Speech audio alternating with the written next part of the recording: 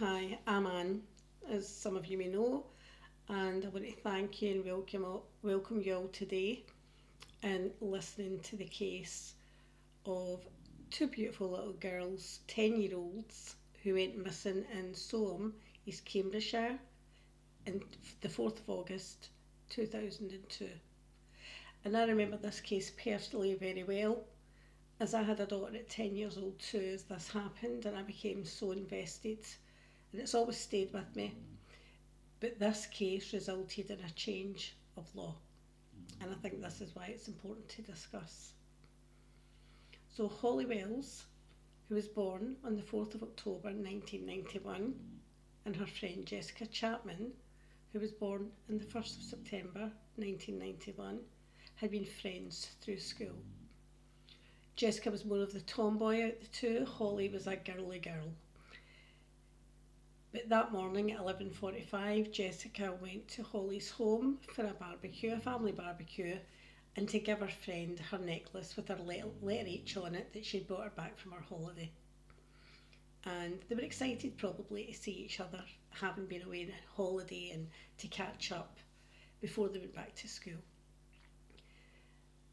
So it was at the house at 3:15 in the afternoon. The girls changed into Manchester United football tops. One belonged to Holly and one belonged to her brother Oliver. Both girls put the tops on. It was at 5:04 p.m.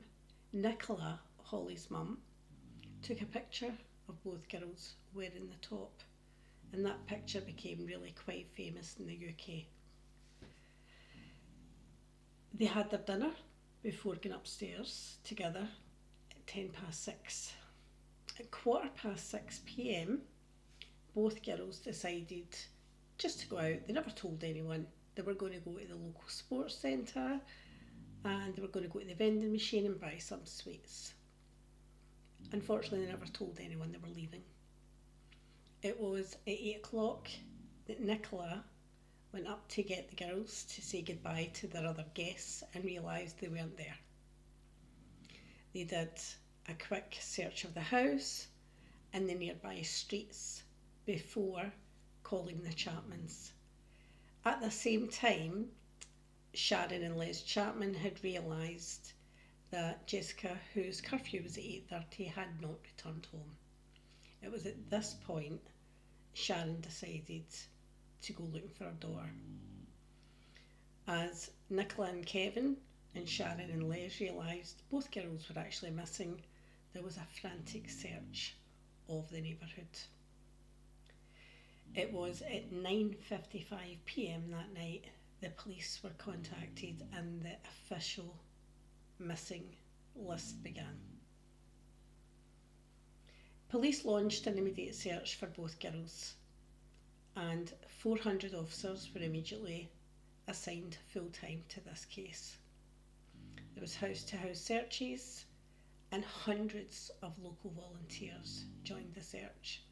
In fact, there was also a lot of volunteers from the nearby United States Air Force base, which was local to Soham. The personnel also joined that search. The last picture taken of the girls became the official release photograph that was put out to the UK public in the desperate search for Holly and Jessica. This immediately became a suspected kidnapping. The parents both said that the girls were wary of strangers, and this was also supported by their head teacher. Over 260 sex offenders were questioned during this. 15 high-risk paedophiles were also questioned and ruled out. They also considered that had they met up with someone from online, so there was an internet search which also proved fruitless. There was no one that they contacted or had been contacted by online. It was during this time that Ian Huntley, the school caretaker, had came forward to say on the 5th of August to say that he'd spoken to the girls the previous afternoon. He'd been outside his home washing his dog as the girls were passing, and he said they looked happy as Larry. It was during this time they had apparently asked Ian Huntley how Miss Carr being his partner, Maxine Carr, who was 25 at the time, Ian Huntley was 28 years of age. Maxine was a classroom assistant at the school, and in fact, Holly had made her a card, a thank you card, on her last day of school and gave it to her, being the sweet girl she was.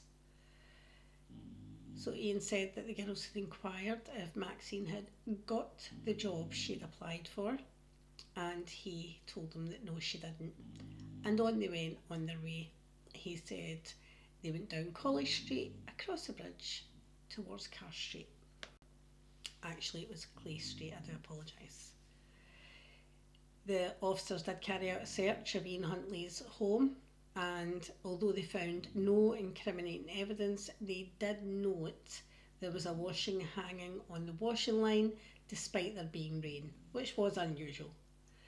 And they did find Ian Huntley to be very agitated at this time. But they had no real reason to look at him at this point. On the 8th of August, CCTV footage of both the girls at the sports centre at 6:28 p.m. was released to the public and shown on the news. On the 10th of August, there was a televised reconstruction of Holly and Jessica and the route they took, hoping to spur some recollection for the public, for potential witnesses. And in fact, some witnesses did come forward. One man actually said to his wife, "Look, there's two little Beckhams," which became really quite well known. During this time, Huntley gave numerous televised interviews, and he was speaking about the community's despair and his dismay at being the last person to speak to the girls, or to be known to actively have spoken to the girls. And he said he had a glimmer of hope that the girls would be found safe and well. During this time, Maxine Carr also gave an interview in the second week of the search. Carr agreed with Huntley's statement that the girls were passing by and claiming that she had been bathing at the time, and added, "I only wish we had known then, which we know now, and we could have done something or stopped them." Carr also displayed a card that Holly had made her and showed this. But during this, Carr added, she was a lovely girl, really lovely. And this actually did raise a red flag to the interviewer who did pick up on this. The police involved in the case, Huntley had helped with the search, and he started to ask questions. He was also asking how long DNA lasts. He was becoming noticeable at this point to the police. It was also noted that Huntley had 3 scratches on his left jaw, 3 vertical scratches, which he claimed had been his dog. But putting himself out there on television, people recognised him from Grimsby, where Maxine's mother still lived, and reported to the police that he had been accused of SA years before. And members of the public also commented that Maxine had actually been in Grimsby that night. She had actually been at a night out, and they were willing to say that. A neighbour also stated that when Huntley came to pick up Maxine Carr from her mother's home, they both stood at the boot. He looked pale and shaken, and Maxine was crying. The both of them were looking into the boot, and when they saw the neighbour, they slammed the boot closed. On this information, the police took both Maxine and Ian Huntley in for questioning on the 16th of August. They were questioned separately for 7 hours, up to 7 hours, regarding the events that took place that day. Maxine admitted she wasn't there and told the police that Huntley cried on a phone call to her, that he would be blamed, and mentioned the alleged SA charges from years before, and because of this, she supported him and decided to lie for him. It was because of this the police then decided to search the school extensively and the surrounding buildings, and in a hangar at the school, in a bin, they then discovered the girls' clothing that had been removed from their bodies. It was charred, the Manchester United tops they were wearing, even down to their underwear, was found in a bin at the school, which was a major indication the girls were no longer alive. On the 17th of August, at approximately 12:30 in the afternoon, Holly and Jessica's bodies were found in a ditch lying side by side in Lakenheath, 10 miles from Soham. It was nearby the RAF base, which turned out later on to be an area that Ian Huntley knew well because of where his father lived, where he'd grown up. So he was very, very familiar with that area. The search for Holly and Jessica was known as one of the most extensive in British criminal history. When Ian Huntley was arrested and charged with the abduction of Holly and Jessica after the finding of their clothing, he immediately acted confused, in a state of disarray, incoherent, and they had no option but to put him in a mental health facility to have him assessed at this point. Maxine was also charged with perverting the course of justice and remanded in custody. Ian had told Maxine apparently on the phone that while the girls were outside the house, Holly had a nosebleed and he brought them in to attend to her nosebleed, and Jessica had sat on the bed while this happened, and he was saying they were in our house, Maxine, which led to her supporting his lie that she was there.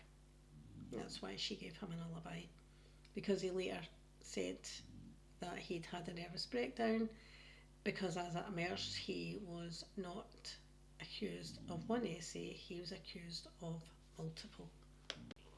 The police found much forensic evidence connecting Ian Huntley to Holly and Jessica, as well as a thumbprint on the bin where their clothing was found, and fibres on their shirts, as well as evidence that Holly and Jessica had many apparently forensic fibres found in their home.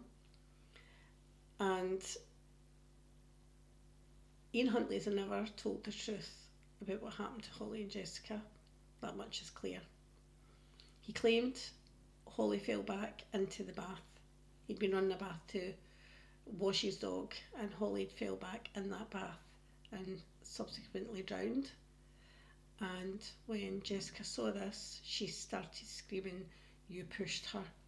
And in an attempt to silence Jessica, he accidentally suffocated her. He did admit responsibility for their deaths, but he's never been honest. There was a spot of blood on the bedding in their bedroom, and Carr admitted that when she came back and realised he'd washed that bedding, she knew that was strange because he never changed the beds, but she thought he possibly had another woman at the home. Ian Huntley was sentenced to a minimum of 40 years in prison, and Maxine Carr was sentenced to 3 years, but time off for being held on remand.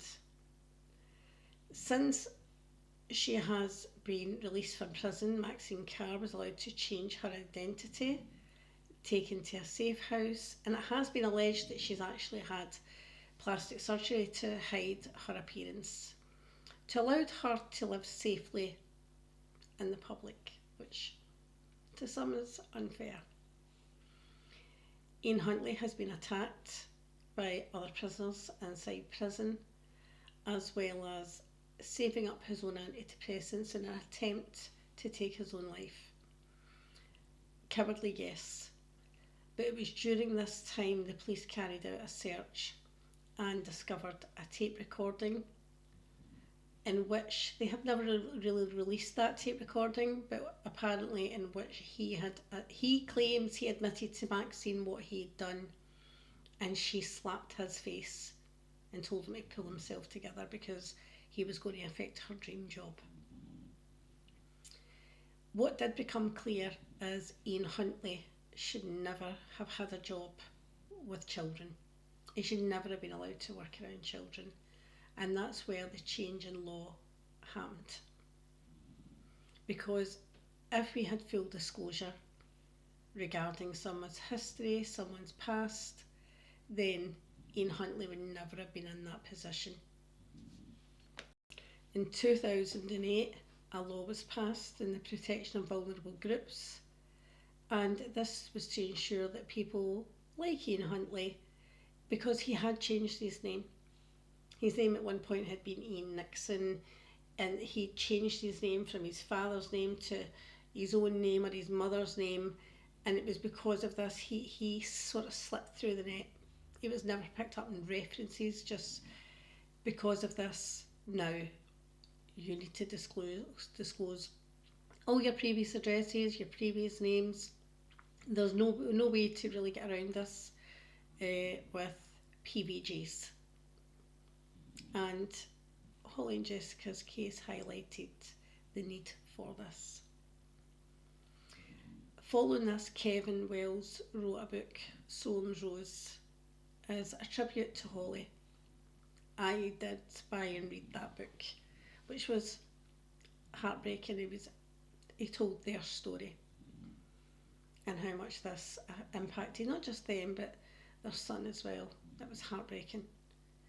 But I wanted to tell this story not just to highlight how much Holly and Jessica have probably protected so many other children and vulnerable people in this world or in the UK because of that change in law, but just because it's a story that's stuck with me.